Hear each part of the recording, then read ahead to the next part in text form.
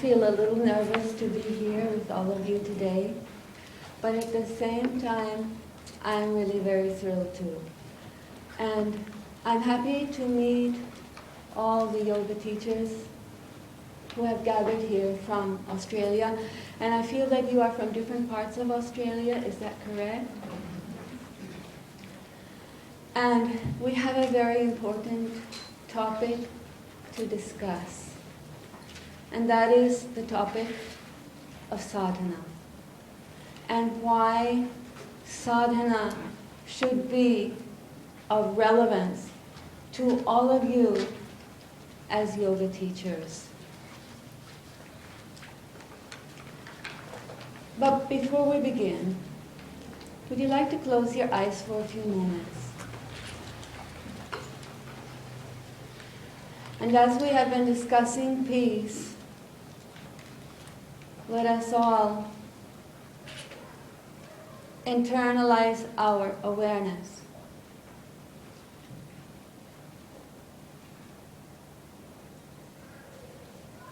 And visualize the flame of peace that resides within you, within your heart, forever. Begin to gaze within yourself, looking within your own heart. Begin to imagine,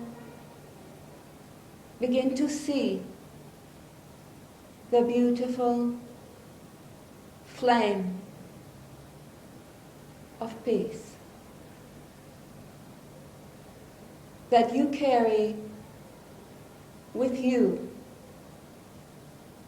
all through life. As we light the flame outside, know that this flame represents your true nature. Within you, within each one of you, is the flame, the inner flame of peace. And you are, in truth, that flame. The light of that flame is transmitted from you through your teachings, through all your interactions and associations. Connect your awareness with the inner flame of peace. Begin to see this flame. Focus on this flame. Know this flame to be you, yourself.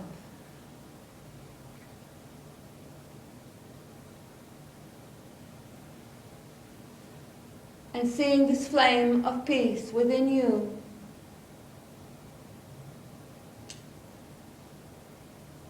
knowing it as your reality,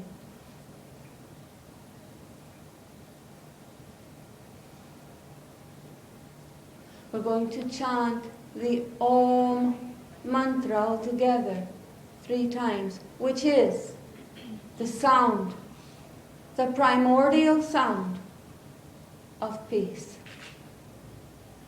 Please breathe in deeply from your heart.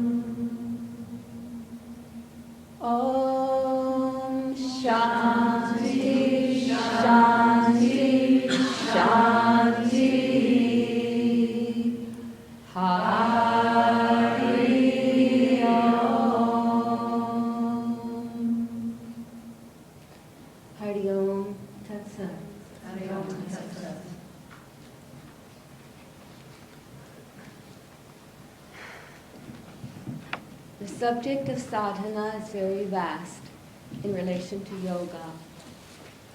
So much so that I hardly know where to begin. But let us start from the point where we all are today as yoga teachers. So we all understand that there is a difference between a practitioner and a yoga teacher. Is that not correct? There is a difference between a practitioner and a yoga teacher. You are yoga teachers, mostly, am I correct?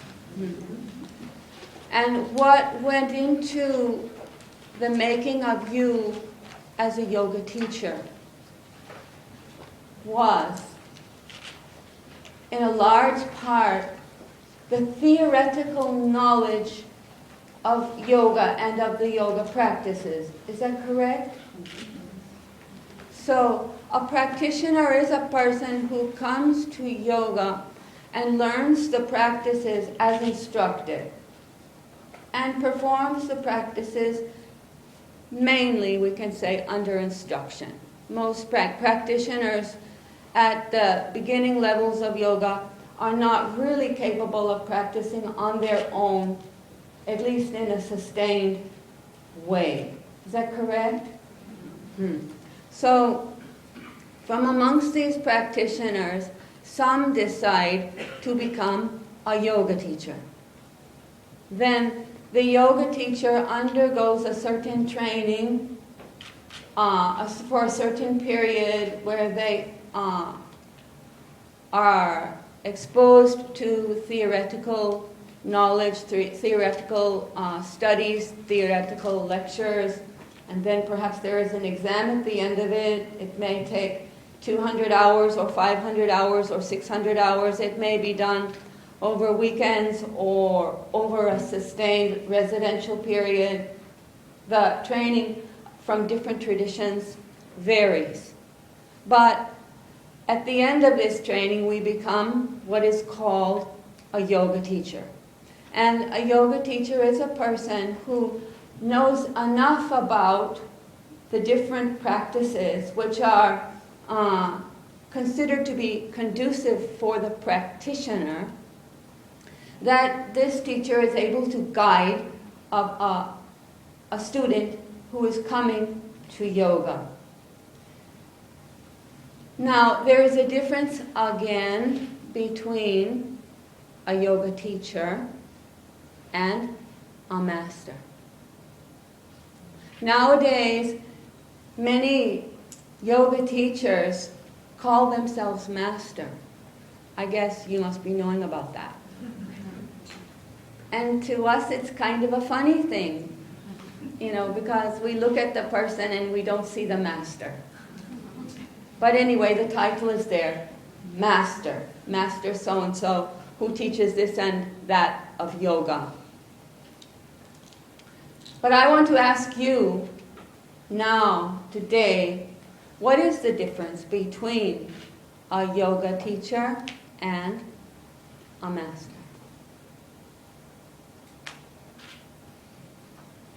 Any idea? Yeah. Their inner state? Their inner state. I would say that's correct. Any other ideas?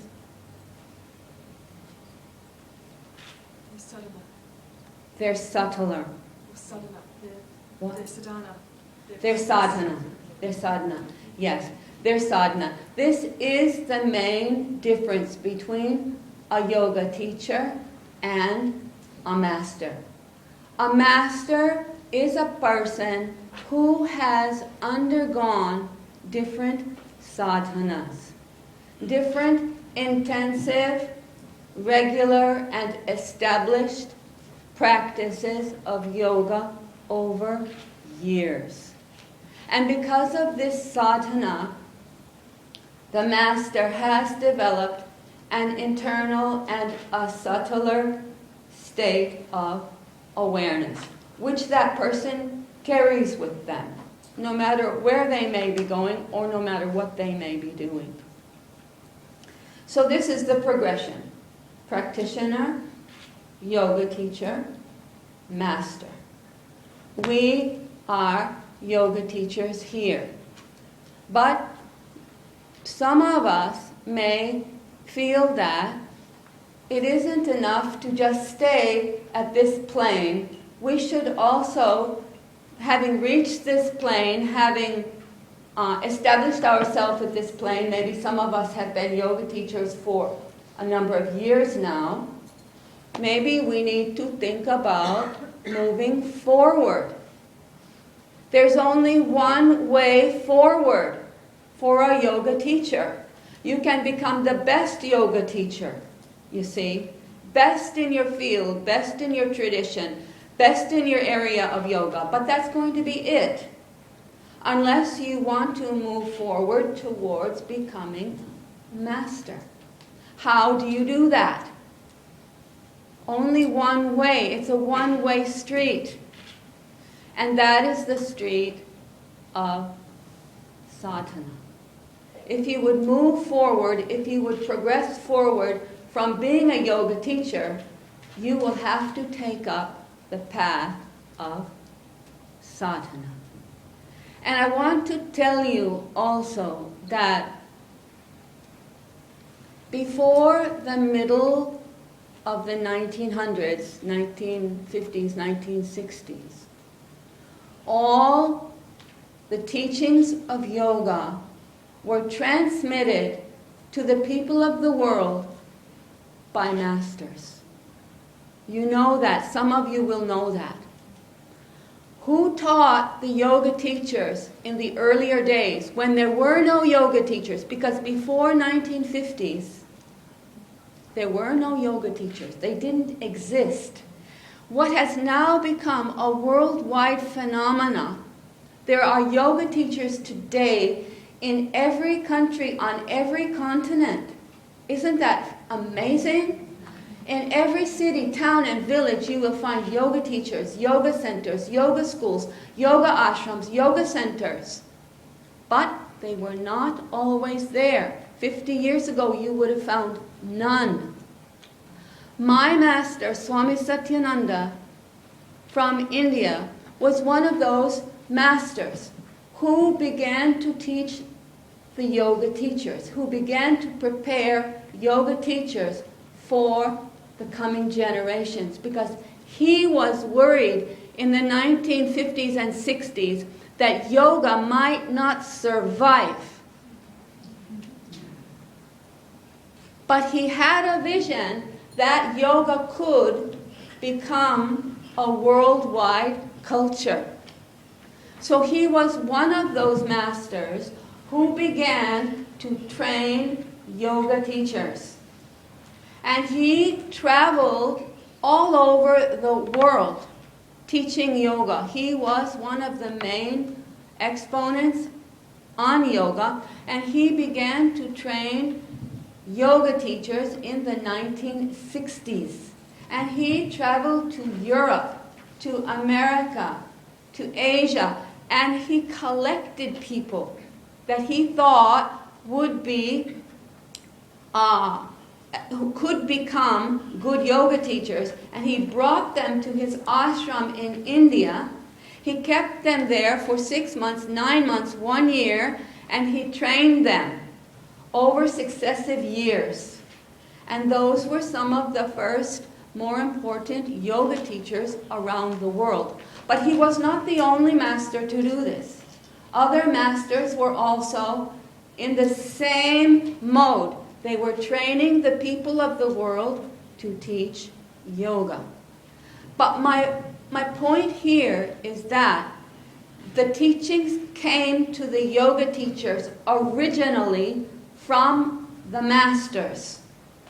And again, all the texts that are available on yoga that were written before, I mean the ancient texts, the classical texts, those are all written by masters, by siddhas, by persons who had perfected yoga through sadhana. And the texts that they wrote, the teachings that they have described, they're very high. You know, sometimes we read those and we think, oh my God, you know, where is this coming from? Because the yoga that I know, the yoga that I am teaching is not this yoga. It's something, you know, down there, way down there. So how is that yoga has become way down there, but originally it was way up there? There's some missing ingredient, you see, some leavening agent that will raise it up that we have not yet keyed into. The reason we have not yet keyed into it is that we've been pretty busy, actually. It's true. We've been pretty busy. And not only that, you know, many of us have families, we have social commitments, some of us also have jobs, and still we manage to undergo teachers training, we manage to teach several classes of yoga to practitioners, you know, at different levels, many of us. Some of us have a center, whether in our home or outside. And so, you know, to keep all that going has been quite a feat. But today, the time has come that this leavening agent should be added to the mix. Because yoga teaching, as far as it has come today, and I really feel that Australia has developed in yoga, and it has fine systems of yoga teaching. So I'm not in any way criticizing any of you, or criticizing the systems or your teaching. I think you've done a great job. But the time has come, at least for some of you, to add this leavening, this yeast, this raising material into your life. You need to also start to rise now, so that you can become a yoga teacher with a greater vision. Because my master always said, and I could never forget it, my master, Swami Satyadharma, he traveled the world. He was an authority on yoga worldwide. But you know what he said about Australia? He said, Australia is first in yoga. And he said, it will be first in yoga. And he said, those teachers from Australia, they will perfect yoga. And they will go out from Australia and they will bring yoga, they will bring sunshine, they will bring the milk and honey to all the countries and continents of the world. That was what he said. And the things he said, they have come true. They have come true. So you can look forward to this future in yoga for Australia. Australia may become the yoga, the spiritual capital of the world. Can you think like that? Yes. And if it does become that, if you can believe that you are a part of that, then it becomes incumbent on you to raise up your standards, to raise up your teaching, to raise up your own inner vision of yoga. Right? Is that right? Yes. For some of you at least? Do you feel like that? Then the way for you to do that, the leavening agent, it is sadhana. It is sadhana. You see, you can only go so far with teaching. Teaching is one thing. It's an intellectual thing. In teaching, you can help others. You see, you can bring others to a certain point in yoga. But you yourself cannot go beyond that point. You can become a better and better teacher, granted. You can explain the practices in a better and more precise and more technical way. And I believe a lot of you do that. your explanation of the practices has become so clear, so easy to understand. You have gone a long way in that.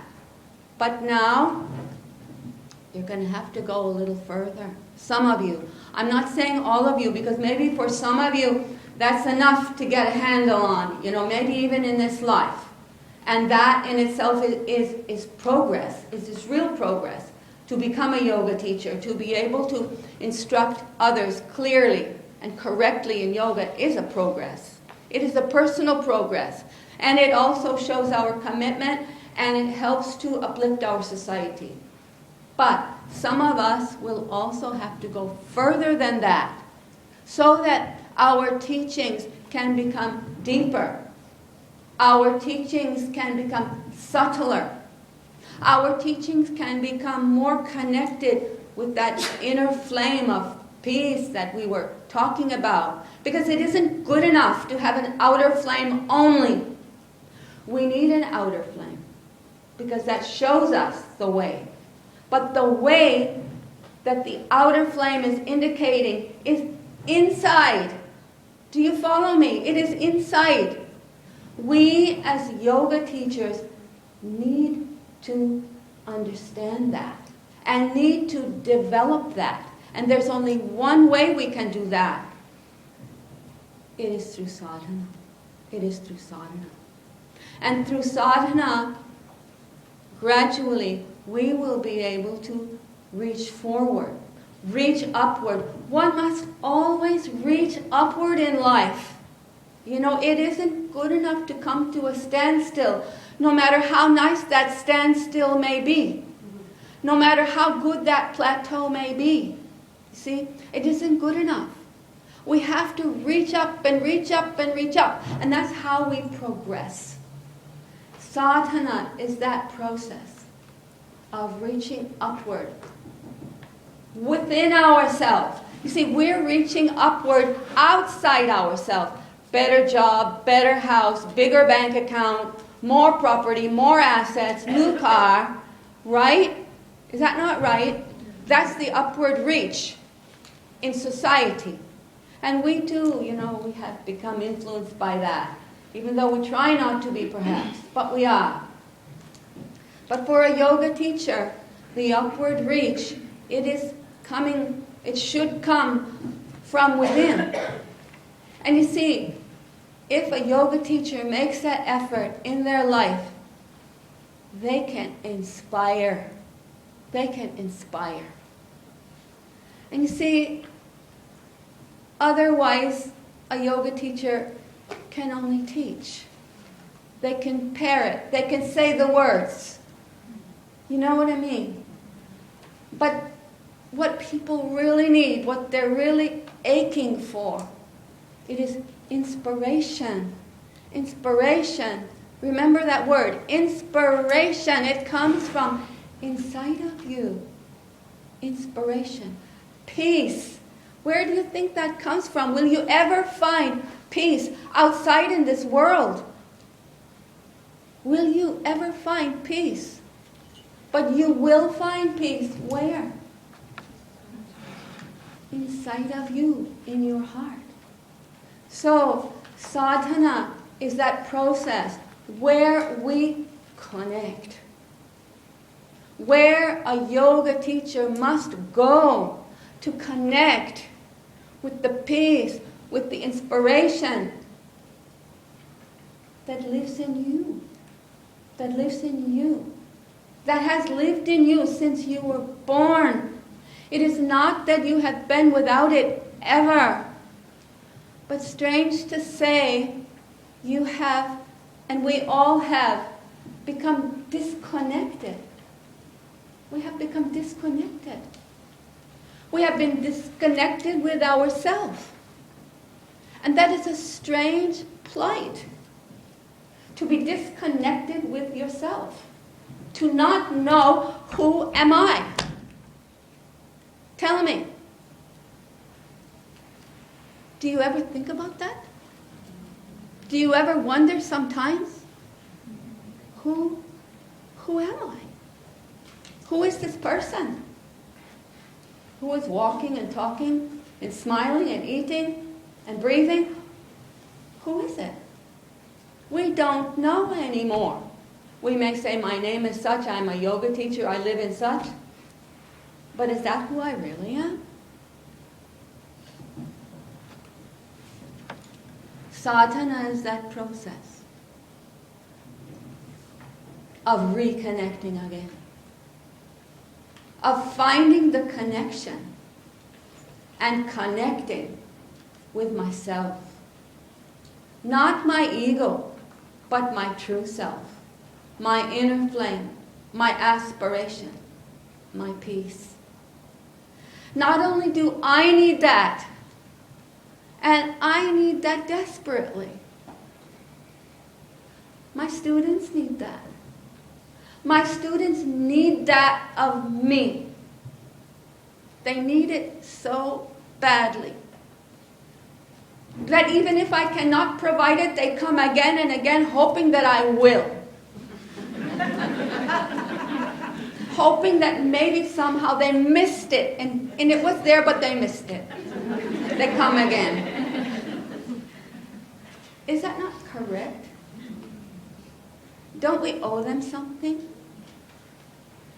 Don't we owe this great country something? Somebody has been speaking about peace. We're all yearning for peace. Don't we owe something to give our best?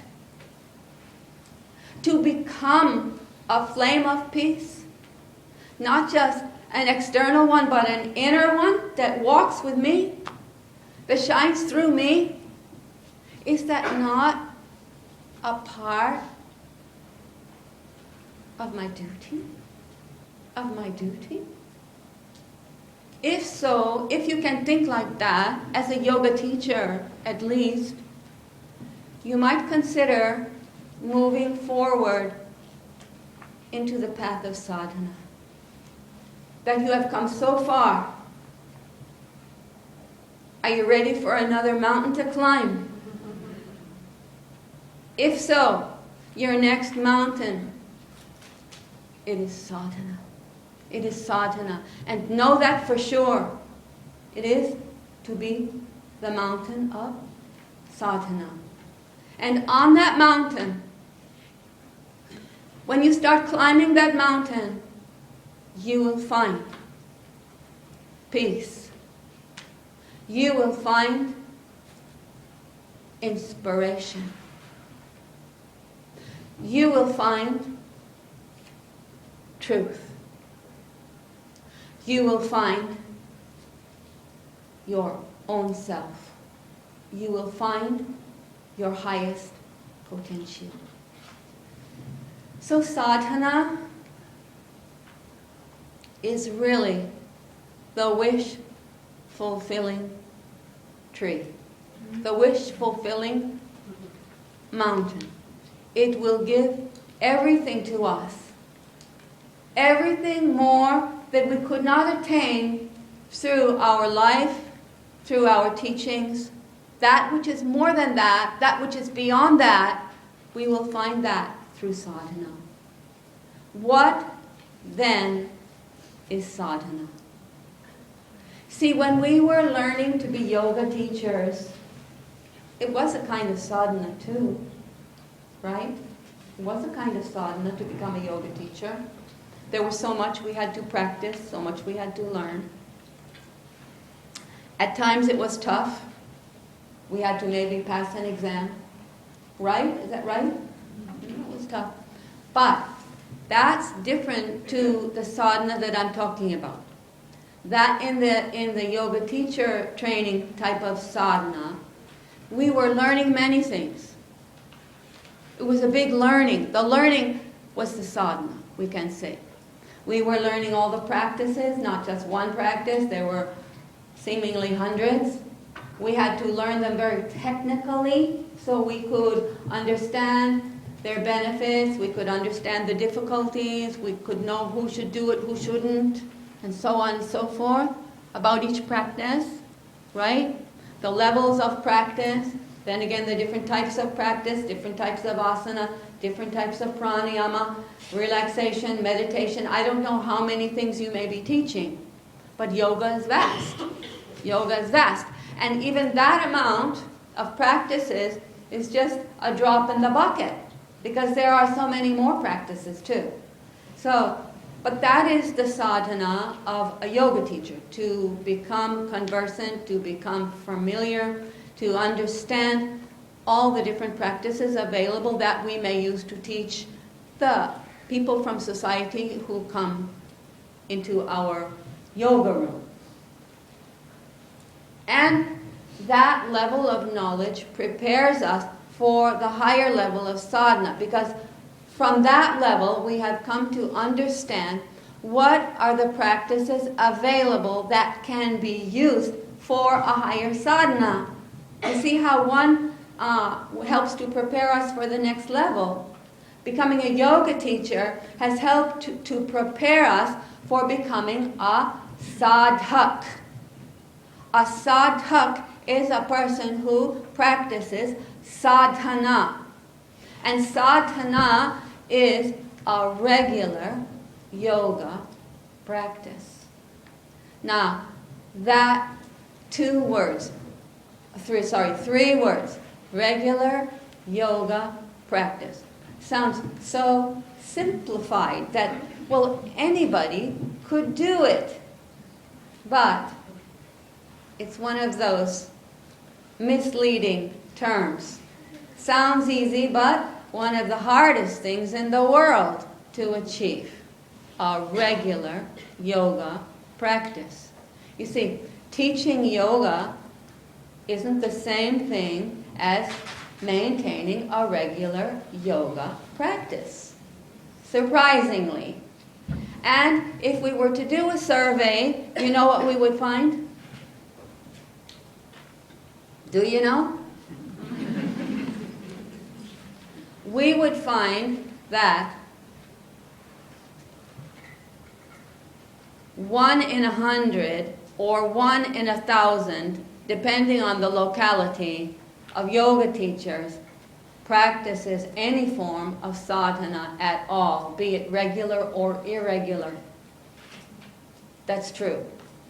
Yoga teachers, once they qualify, they're so busy, they have so many classes, they don't have time, or they don't make time for a regular yoga practice.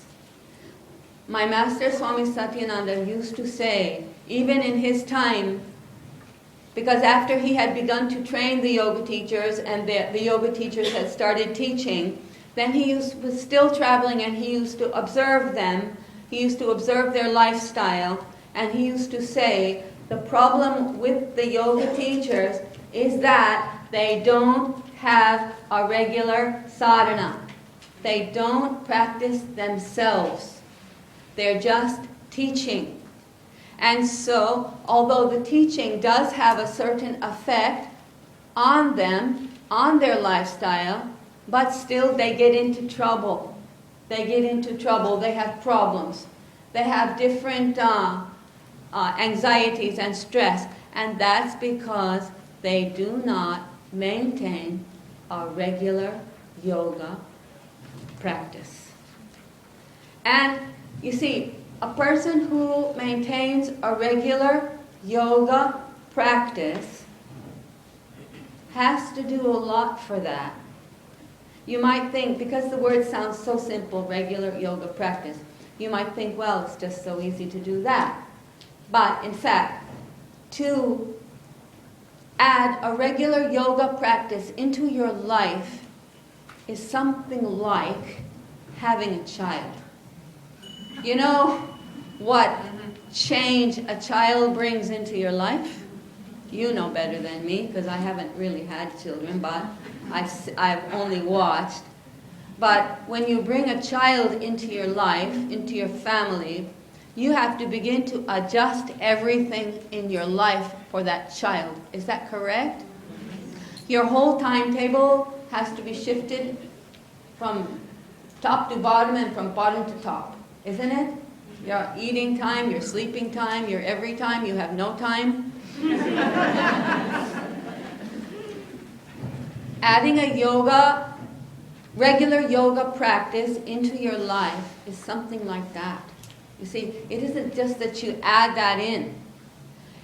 For a yoga practice to be maintained every day on a regular basis, think about this, even if it is a short practice, you're going to have to make adjustments.